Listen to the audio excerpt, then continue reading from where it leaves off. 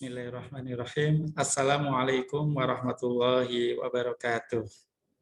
Jumpa kembali dengan Pak Khoir di pembelajaran IPA kelas 6.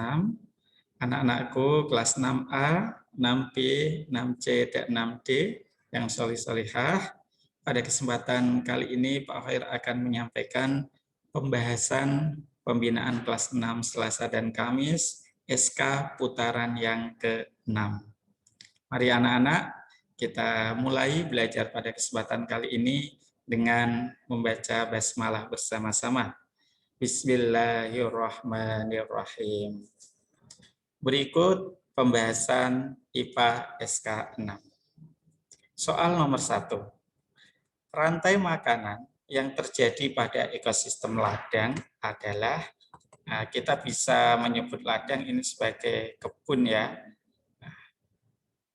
Ladang atau kebun itu berbeda dengan sawah. Kalau ladang atau kebun itu biasanya lahan pertanian yang cenderung kering. Kalau sawah itu adalah lahan pertanian yang basah atau berair. Kalau sawah itu ditumbuhi oleh tanaman padi. Mari kita cari jawaban yang tepat. Jagung dimakan ulat. Bisa, ulat dimakan ayam, ayam dimakan musang. Oke, sudah ketemu jawabannya yang A. Kenapa yang B salah? Jagung dimakan ayam, ayam dimakan serigala. Serigala ini tidak ada di ladang dan juga bukan serigala tidak dimakan oleh si musang. Lanjut, yang C, selada dimakan belalang, belalang dimakan burung pipit. Burung pipit ini burung pemakan biji-bijian, bukan pemakan serangga. Salah ya. Yang D, padi, belalang, tikus elang, ini ada di ekosistem sawah. Lanjut, soal nomor 2. Hubungan antar makhluk hidup yang membentuk simbiosis mutualisme. Ingat, apa itu simbiosis mutualisme? Hubungan antar makhluk hidup yang saling menguntungkan. Coba, mana jawabannya? Nah, jawabannya adalah yang A. Anemon laut menempel pada cangkang umang-umang. Coba kita cari gambarnya ya. Anemon laut, dan umang-umang. Ini gambarnya. Anemon laut dan umang-umang. Oke, Pak Akhir akan share screen untuk gambar anemon laut dan umang-umang. Nah, lihat. Ini biasanya si anemon laut itu menempel pada si umang-umang. Apa ini hubungannya? Hubungannya adalah saling menguntungkan. Siapa yang diuntungkan? Ya, keduanya. Anemon umang-umang itu mendapatkan perlindungan dari si anemon laut, sedangkan anemon laut dia bisa mendapatkan sisa-sisa makanan. Itulah hubungannya. Kalau yang B, tali putri melekat pada tanaman beluntas. Tali putri itu parasitisme ya. Tali putri menyerap sari-sari makanannya dari tumbuhan beluntas itu sendiri. Kemudian binahong merambat pada pohon rambutan, ini membentuk simbiosis komensalisme. Binahong mendapatkan tempat hidup, sedangkan pohon rambutan tidak diuntungkan, tidak dirugikan. Gulma yang tumbuh di sekitar tanaman padi, gulma ini adalah tanaman pengganggu, ini membentuk simbiosis amensalisme. Lanjut nomor 3. Hubungan antara kantong semar dengan kelelawar berbulu wol membentuk suatu hubungan, yaitu ini membentuk simbiosis mutualisme, yaitu yang saling menguntungkan. Menguntungkannya bagaimana? Kantong semar mendapatkan sisa atau kotoran dari si kelelawar berbulu wol, sedangkan si kelelawar berbulu wol mendapatkan perlindungan. Yang tepat adalah yang C. Kantong semar mendapatkan kotoran, sementara kelelawar berbulal mendapatkan perlindungan dari terik matahari. Nah, kotoran kelelawar itu kan mengandung nitrogen yang dibutuhkan oleh si kantong semar. Soal nomor 4. Perhatikan rantai makanan berikut. Organisme yang tepat untuk menduduki bagian nomor 1, 2, dan 3 adalah untuk melengkapi rantai makanan. Caranya adalah kita memasukkan satu persatu organisme yang ada di pilihan jawaban. Oke, A, padi dimakan ulat, ulat dimakan kadal. Mungkin ya. B, padi dimakan belalang, belalang dimakan elang. Ini elang tidak makan belalang. Berarti A salah. B, padi dimakan tikus. Bisa, tikus dimakan kadal, salah. Berarti ini B jangan dipilih. C, padi dimakan burung pipit. Ya betul, burung pipit memakan biji-bijian. Burung pipit dimakan kadal. Oh tidak bisa. Kadal itu insektivora, dia tidak memakan burung pipit. Coba yang D, padi dimakan belalang, belalang dimakan kadal. Mungkin. Yang selanjutnya padi dimakan tikus, tikus dimakan ular. Oke, betul. Jawabannya yang D. Yang tepat yaitu belalang menduduki nomor 1, tikus nomor 2, dan ular nomor 3. Lanjut soal nomor 5. Keberadaan pohon nangka di wilayah Yogyakarta semakin berkurang. Penyebab berkurangnya tumbuhan tersebut adalah banyak ditebang untuk bahan bangunan. Tentunya ya, kalau ditebang itu kan berarti jumlahnya semakin sedikit. Yang B, daunnya banyak dijadikan pakan ternak. Walaupun memang daunnya dijadikan pakan ternak, kalau pohonnya masih ada itu tidak masalah. Yang C, perkembangbiakannya mudah. Kalau perkembangbiakannya mudah harusnya keberadaannya banyak, tidak semakin berkurang.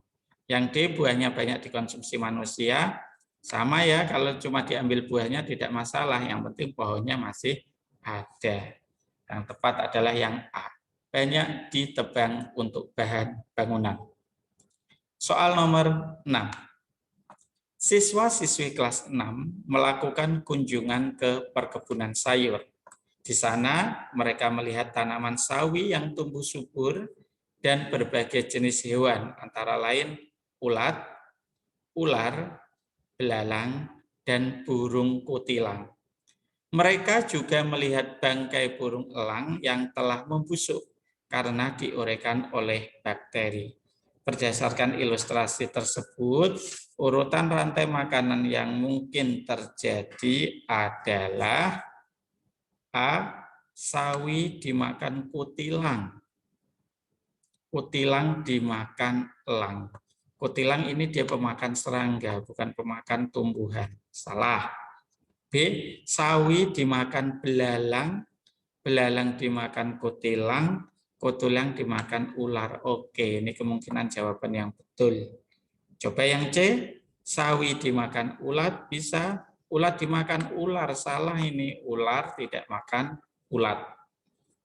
Yang D, sawi dimakan ulat dimakan kutilang, kutilang dimakan elang, elang dimakan ular, ular tidak makan elang.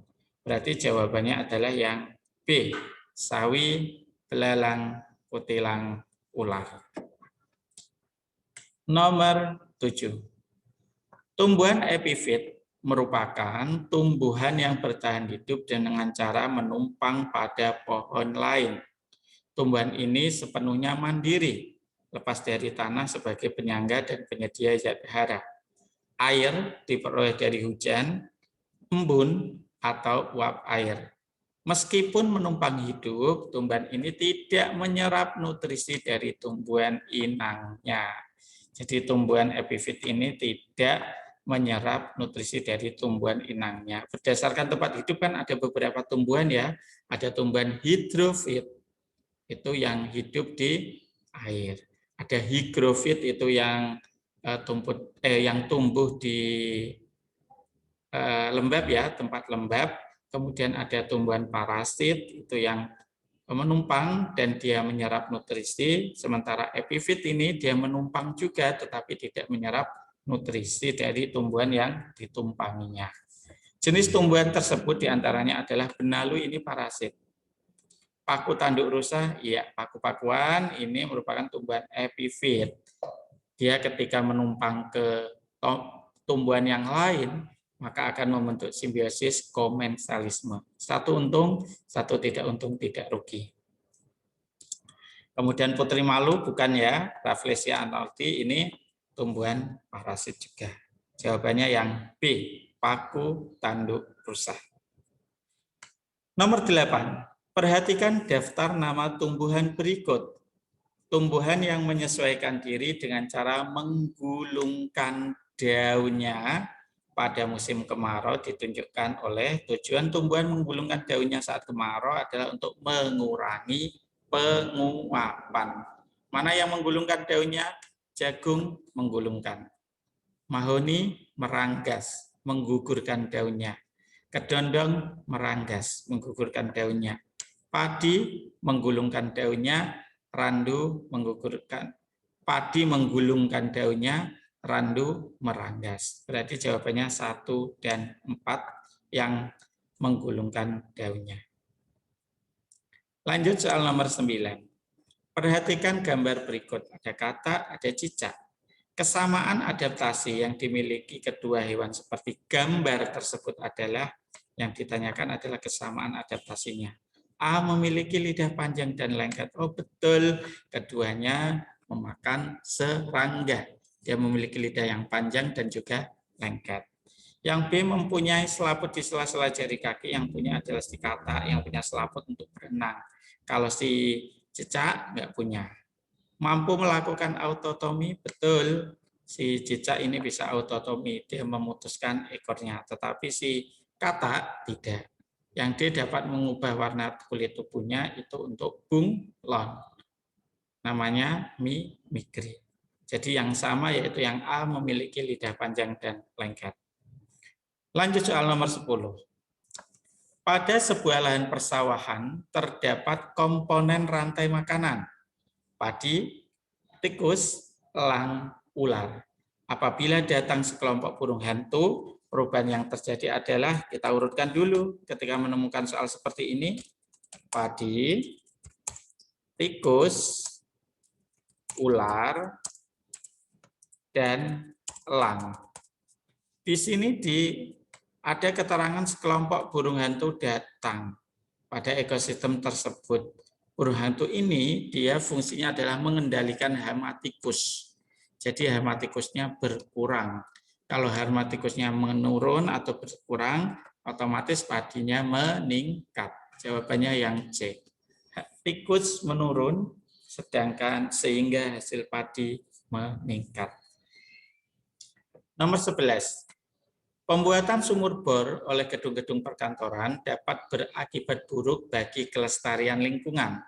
Hal ini berdampak pada yaitu pengambilan air tanah yang berlebihan ya.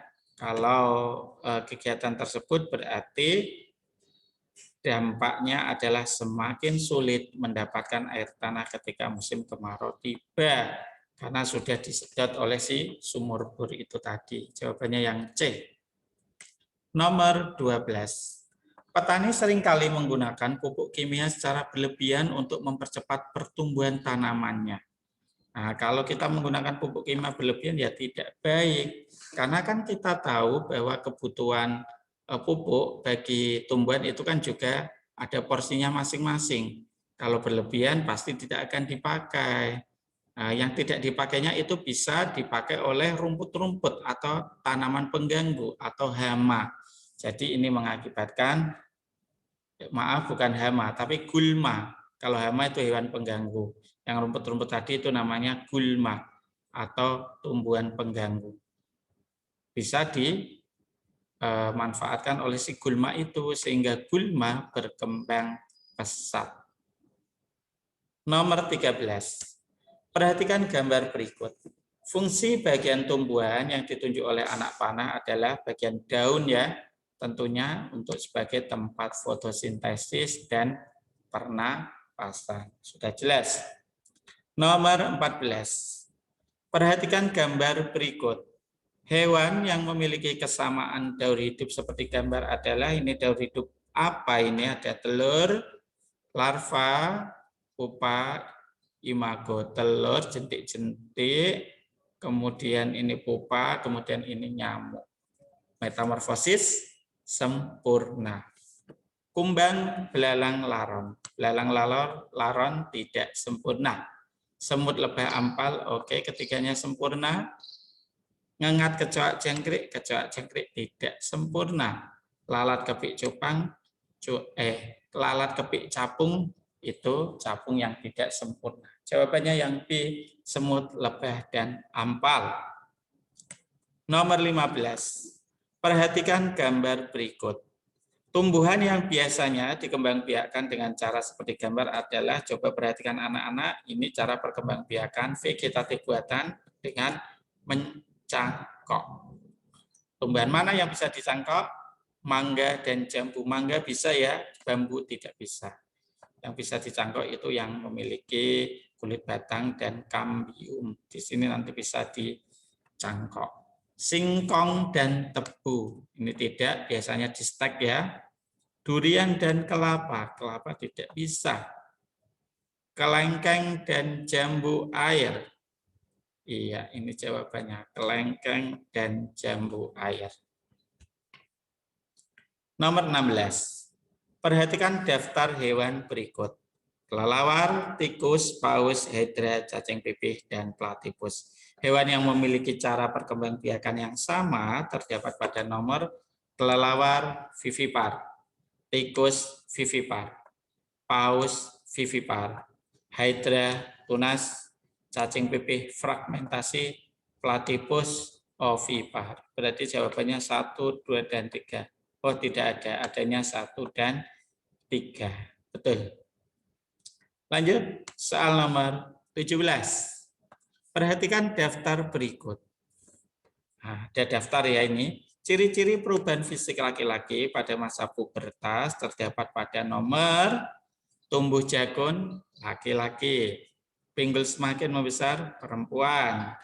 Suara semakin berat, laki-laki. Dada membidang, laki-laki.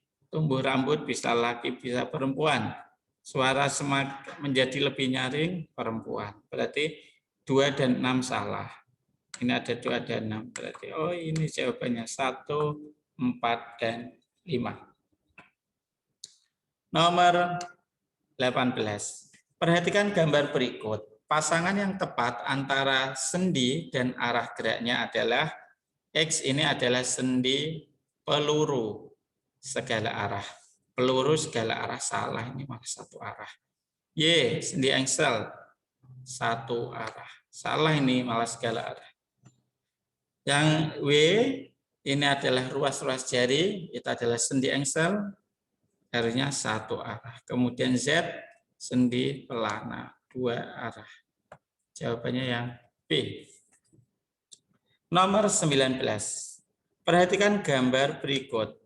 Organ yang ditunjuk huruf C pada gambar tersebut berfungsi untuk rongga hidung. Rongga hidung adalah mengatur atau menyaring udara kotor yang masuk ke hidung.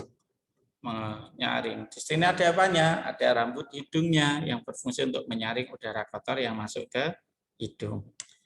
Nomor 20. Perhatikan gambar berikut. Fungsi bagian jantung yang ditunjukkan oleh tanda panah adalah apa ini? Sudah sering keluar ya. Ini adalah bilik kanan. Bilik adalah memompa darah, kanan kotor. Memompa darah kotor ke paru-paru. Jadi jawabannya yang D. Memompa darah kayak CO2 ke paru-paru. 21. Kesehatan hati perlu diperhatikan karena hati merupakan salah satu organ penting yang membantu proses pencernaan makanan. Di antara cara untuk menjaga kesehatan hati ini adalah kita ingat fungsi dari hati. Dia menetralkan racun dan menghasilkan getah empedu. Getah empedu sendiri itu untuk memecah lemak menjadi asam lemak. Mana yang paling tepat? Yang paling tepat adalah mengurangi makanan berkolesterol tinggi. Kalau memperbanyak makanan berkadar garam tinggi nanti malah bikin hipertensi, meningkatkan minuman beralkohol tidak baik, menghindari makanan berserat, ini bisa konstipasi atau sembelit. Nomor 22. Perhatikan skema peredaran darah berikut. Mekanisme peredaran pada nomor 6, 1, 2, dan 5 adalah, kita cek 6, 1, 2, dan 5. 6 ini adalah seluruh tubuh, 1 serambi kanan, 2 bilik kanan, 5 paru-paru. Berarti kalau dari 6, berarti darahnya kotor. Darah kotor adalah darah kaya CO2. Dari tubuh masuk ke jantung melalui bagian nomor 1. 1 ini adalah serambi kanan. Kemudian dialirkan ke bilik kanan dan dipompa ke paru-paru. Jawabannya yang B. Soal nomor 23. Sepulang sekolah, Alde membeli makanan di pinggir jalan. Malam harinya, Alde merasakan sakit perut dan sering buang air besar. Ketika diperiksa ke dokter, ternyata Alde mengalami diare. Diare karena ada virus ya, ada bakteri atau virus yang ada di usus si Alde. Upaya yang dapat dilakukan untuk mencegah penyakit tersebut adalah tentunya penyakit diare bisa diobati atau dicegah, maaf ya, ini bisa dicegah dengan cara cuci tangan sebelum makan dan mengonsumsi makanan higienis. Yang C. Kalau yang apa, Pak? Olahraga tidak teratur salah. Olahraga teratur minum obat. Minum obat tidak mencegah ya. Yang D, minum air putih, mengkonsumsi makanan berserat untuk mencegah konstipasi atau sembelit. Soal nomor 24. Perhatikan gambar berikut. Fungsi organ pencernaan yang ditunjukkan oleh huruf A dan B secara berurutan adalah A ini lambung, lapar, lambung, asam klorida, pepsin, renin. B, usus besar. Mencerna lemak menjadi asam lemak ini bukan di A, ini di pankreas. Jelas salah. Menyerap air, betul. B, mengasamkan makanan, betul. Di lambung menyerap sari-sari makanan, salah. Sari-sari makanan ini diserap oleh usus halus. Yang C, mengubah protein menjadi pepton, betul. Ini enzim pepsin, membunuh bibit penyakit, salah. Bibit penyakit ini ada di mana? Membunuh kuman dan bibit penyakit ada di lambung. Yang D, membunuh kuman dan membusukkan makanan, betul. Membunuh kuman itu di lambung, membusukkan makanan ada di usus besar. Yang cermat ya anak-anak ya. Lanjut soal nomor 25. Perhatikan gambar berikut.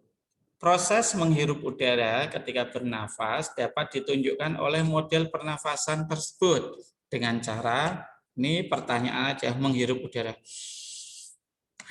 Berarti menghirup udara kita menarik nafas. Berarti sama saja kita menarik membran karet, kemudian udaranya masuk melalui pipa, balonnya mengembang. Menarik membran karet ke bawah, udara masuk melalui pipa, dan balon mengembang. Alhamdulillah. Oke. Anak-anakku kelas 6A, 6B, 6C, 6D yang soleh-solehah. Untuk tugas PJJ IPA di hari Jumat ini tanggal 26 Maret 2021 adalah sebagai presensi dan bukti bahwa kalian sudah menyimak video ini, jawablah pertanyaan berikut dan tuliskan di kolom komentar. Komentar terbaik akan mendapatkan reward. Jangan lupa tulis nama dan kelas ya. Nah, di kolom komentar YouTube ini silahkan ditulis komentar kalian, komentar yang terbaik. Apa pertanyaannya? Pertanyaannya adalah yang kaitannya dengan kalian. Menurut kamu, bagaimana tips atau cara untuk meraih sukses di ASVD? Silahkan tuliskan jawaban kalian di kolom komentar. Komentar terbaik akan mendapatkan reward. Jangan lupa tulis nama dan kelas ya. Pak Hir tunggu untuk tugas PJJ IPA pada kesempatan hari ini sesuai jadwalnya. Itu ya anak-anak ya. Kalau kalian mengerjakan tugas-tugas sesuai jadwalnya, insya Allah lebih ringan dan tidak merasa keberatan. Alhamdulillah, demikian tadi pembahasan soal SK6 yang telah Pak Khair sampaikan. Semoga bermanfaat, semoga anak memahami materinya dengan baik, sehingga bisa melaksanakan nanti ASPD dengan baik juga, dan juga bermanfaat untuk kehidupan selanjutnya. Amin. Dari Pak Khair, kurang lebihnya mohon maaf. Sampai ketemu di video pembelajaran berikutnya. Terima kasih. Wassalamualaikum warahmatullahi wabarakatuh.